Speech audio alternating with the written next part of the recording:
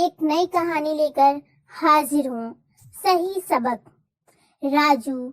जगन ने घर में घुसते ही बेटे को आवाज लगाई तो उसका 4 साल का बेटा गाल फुलाए सामने आकर खड़ा हो गया। क्या हुआ, मम्मी ने डांट लगाई है क्या? पूछने पर उसने हाँ में सिर हिलाया।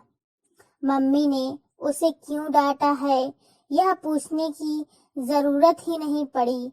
राजू की माँ पानी के गिलास के साथ शिकायतों का पुलंदा ले आईं और खोलकर बैठ गईं। दिन भर खेलता रहता है ये राजू। आज इसकी टीचर ने भी इसकी शिकायत की है। राजू की परेशान मम्मी अपने सिर पर हाथ रखकर देर तक उसकी शिकायतें करती रहीं। पढ़ लिख कर बड़ा अफसर बन जाए इसलिए 4 घरों का काम करके खटती हूँ। तुम सड़क पर गिट्टी बजरी ढोकर इसकी स्कूल की फीस भर रहे हो और ये हमारी मेहनत पानी किए दे रहा है। जब देखो पढ़ाई पढ़ाई, मत जमा करो फीस, मत पढ़ाओ मुझे। बोलते बोलते राजू बुक्का फाड़कर रोने लगा तो उसकी माँ और जगन दोनों हैरान रह गए। कुछ देर बाद जगन राजू की माँ से हताशा भरे स्वर में बोला, कितना छोटा है अपना राजू, तुम तो पढ़ाई पढ़ाई करके पढ़ने के प्रति अरुचि पैदा करवा दोगी। छोटा है इसलिए अभी से इसे अच्छी आदतें सिखा रही हूँ। पढ़ाई पढ़ाई सिर्फ पढ़ने के समय ही कहती हूँ, खेलने से किसने मना किया है? खूब खेले, पर ये तो पढ़ने के समय ही खेलना चाहता है।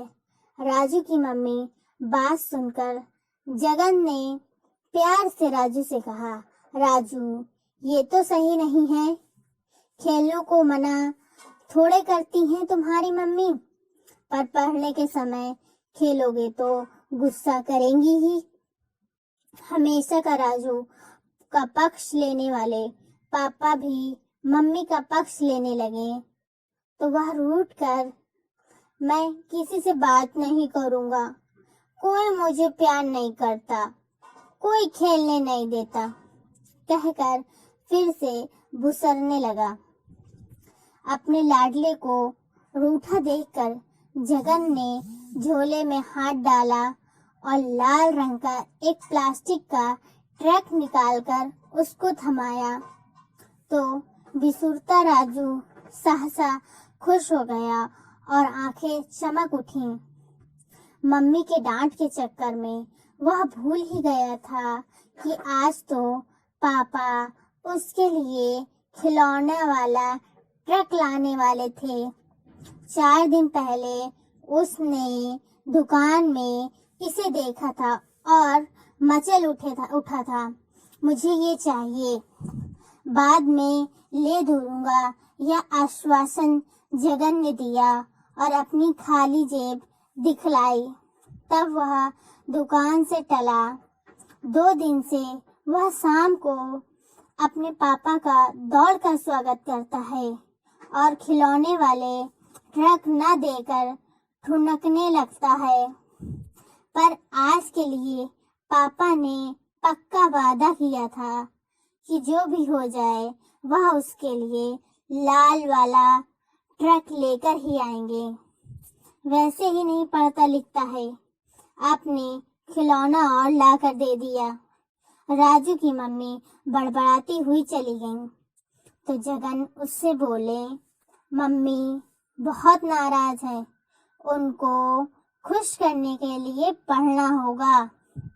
पापा मुझे पढ़ना अच्छा नहीं लगता, राजू ने मुंह बनाकर कहा तो जगन ने उसके सिर पर हाथ फेरते हुए कहा, पढ़ोगे नहीं तो मेरी तरह गिट्टी बजरी ढोना पड़ेगा। तुम्हारे नरम नरम हाथ मेरे हाथों की तरह खुरदरे और कटे फटे से हो जाएंगे।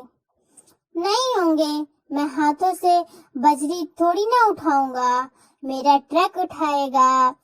अपने खिलौने वाले ट्रक के साथ खेलने में मगन राजू बोला तो उसके पापा चौंक उठे, फिर प्यार से उसका सिर सहला दिया और सोच में डूब गए। रात को राजू सो गया, पर उसके मम्मी पापा देर रात तक बात करते रहे। दूसरे दिन सुबह सुबह राजू को उठाते हुए जगन बोले, ए राजू उठ जा, आज मेरे साथ काम पर चल। काम पर जाने की बात सुनकर राजू आंखें मींचते हुए उठा और बोला, और स्कूल? छोड़ना स्कूल, तुम्हारा तो वैसे भी पढ़ने में मन नहीं लगता, और मम्मी वह जाने देगी। क्यों नहीं जाने दूंगी?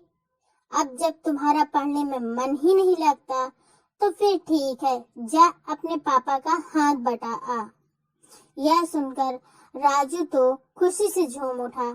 आज न स्कूल न पढ़ने की बात।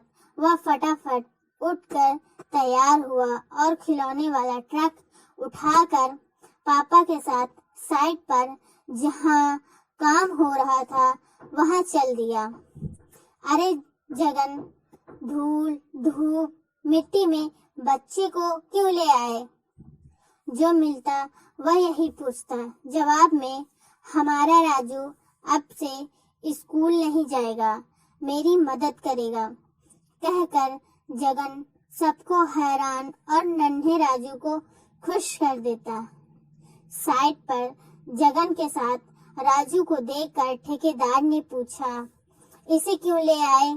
साहब, मेरा बेटा मेरी मदद करने आया है, अपनी गाड़ी में बजरी भर कर पहुंचाएगा। राजू के हाथ में खिलौने वाले ट्रक की ओर इशारा करते हुए जगन बोला तो ठेकेदार ने हंसकर कहा, बजरी पहुंचे न पहुंचे, चाइल्ड लेबर के अपराध में मैं जरूर जेल पहुंच जाऊंगा। हंसी मजाक के बीच जगन ने धूप में पड़ी बजरी के पहाड़ नुमा ढेर के ऊपर बैठाकर कहा, देख राजू, इतनी सारी बजरी हमें ढोना है। इतनी सारी? कहकर बेचारा राजू आंखें फाड़ कर कभी अपने ट्रक को देखता तो कभी बजरी। तू चलकर आया है इसलिए थोड़ा सुस्ता ले, तब तक मैं काम पर लगता हूँ, कहकर जगन तसले में बजरी उठाने लगा और सिर पर लाद कर सड़क पर डालने लगा। 25 चक्कर लगाकर जब जगन अपने चेहरे का पसीना पोंछता हुआ आया तो देखा राजू बजरी के सिंहासन पर बुद्ध बना बैठा था। क्या सोच रहा है राजू? अब मैं आराम करता हूँ, तू अपने ट्रक से बजरी पहुंचा वहां। जगन की बात ठेकेदार के कानों में पड़ी तो वह हंसते हुए गुमसुम में बैठे राजू से बोला, राजू बेटा, जो पापा की बात मानी तो पूरा जीवन इस ट्रक में बजरी लेकर यहाँ पहुंचाओगे? तब भी नहीं पहुंचेगी। और जगन, तुम पिता हो या क्या हो? धूप में झुलस रहा है बच्चा, उठाओ उसे वहां से।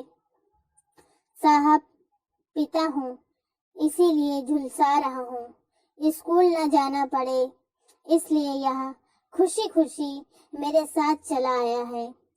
अब कल शायद। जगन की अधूरी बात ठेकेदार को पूरी समझ में आ गई। शाम को राजू घर आया तो माँ ने पूछा, क्यों राजू, तुमने पापा की मदद की या नहीं?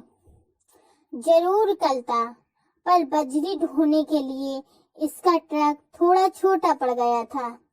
जवाब जगन ने दिया तो राजू झट से बोला, थोड़ा नहीं, बहुत बहुत छोटा था।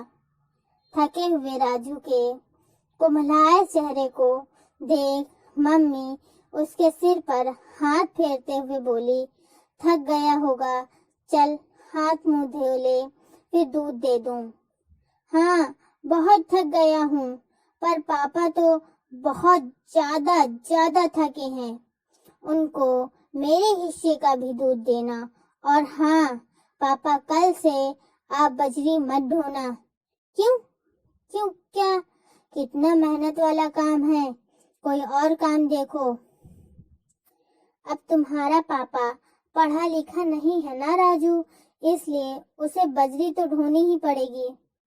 राजू का मुंह उतरा देख वह स्नेह से बोले, इसलिए मम्मी तुम्हें पढ़ने लिखने को कहती हैं ताकि तुम बड़े अफसर बनो, और बड़ा अफसर बन जाऊंगा तब तो नहीं ढोगे ना?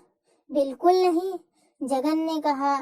तो राजू गंभीर मुद्रा में बैठ गया और उसकी मम्मी मुस्कुराते हुए जगन की कल रात को कही बात याद करने लगी।